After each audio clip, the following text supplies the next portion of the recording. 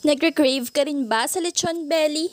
Tara, lutuin na yan. Maglagay ng asin, paminta, dahon ng laurel bilang pampalasa at pakuluan gamit ang pressure cooker para siguradong malambot ang karne.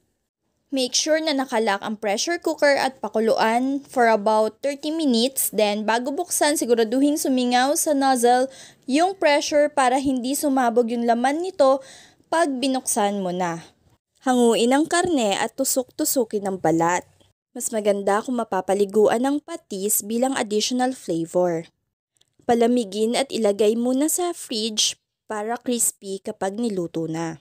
Sa pagluluto, pwede itong prituhin, i-oven, or gumamit ng air fryer, gaya ng ginawa ko.